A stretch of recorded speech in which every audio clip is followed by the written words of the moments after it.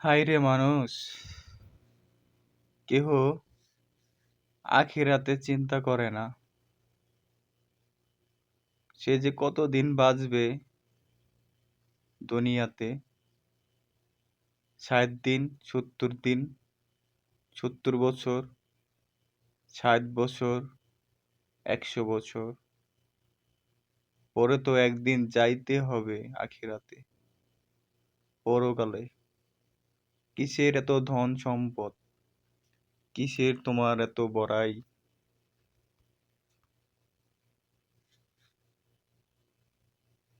কিসের এত বড়াই তোমার? কিসের এত অট্টালিকা, এত খুনাখানি? চিন্তা করো, তুমি আখিরাতে চিন্তা করো, যে পরকালে সারা জীবন তোমার থাকতে হবে।